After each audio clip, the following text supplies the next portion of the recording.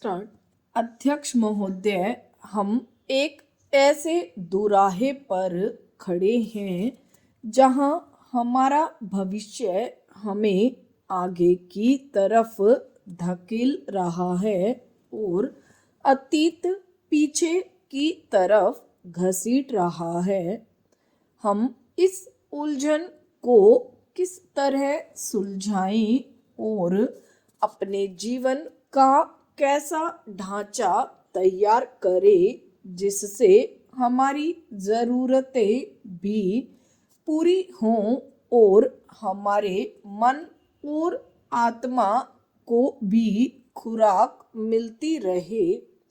हम अपने किन पुराने आदर्शों को कौन सा नया रूप दे सकते हैं? हमारे देश की अपनी खास समस्याएं हैं और साथ ही हम दुनिया के बड़े बड़े मामलों से गुथे हुए हैं।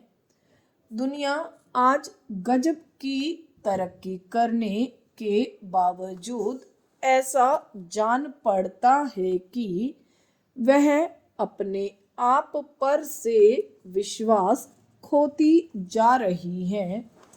भारत में हम इस वक्त अपनी माली हालत सुधारने में लगे हुए हैं।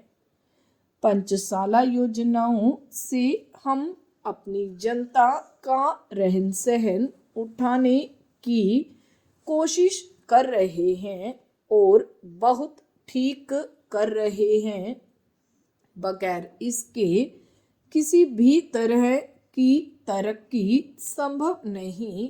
कल्याणकारी राज्य का आदर्श तो अच्छा ही है, फिर भी यह एक थोथी और बेजान चीज हो सकती है, क्योंकि आज ऐसे देश भी दुनिया में हैं जो इस मकसद को पा चुके हैं, पर उनके सामने भी नए नए सवाल और नई नई गुत्थियां आ गई हैं और इन गुत्थियों को वे मशीनों से या माली हालत को सुधार कर सुलझा नहीं पाए।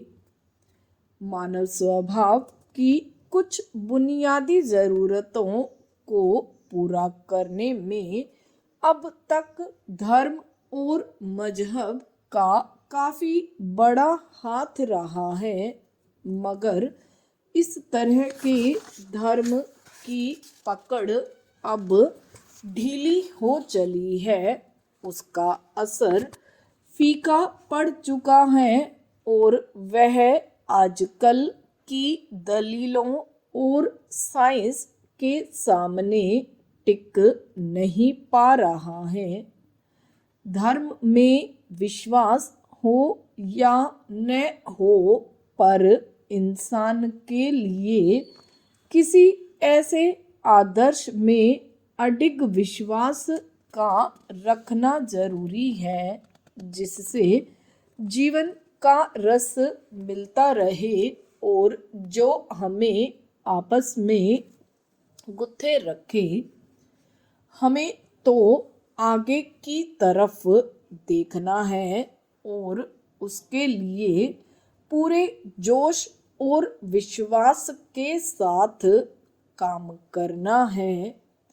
हमें साथ ही अपनी पिछली विरासत को भी कायम रखना है और उसी से शक्ति प्राप्त करनी है। परिवर्तन जरूरी है, मगर अपने पुराने इतिहास से मुंह फेरना अपनी ही जड़ों को खोदना है। अतः इस परिवर्तनशील समाज में यह देखना भी आवश्यक है कि इस परिवर्तन से कहीं किसी स्थान पर सामाजिक ढांचों को चोट तो नहीं पहुंचती या किसी रूप में सामाजिक अहित तो नहीं हो रहा। अगर ऐसा होता है तो फिर उस परिवर्तन से कोई लाभ होने वाला नहीं। विराम।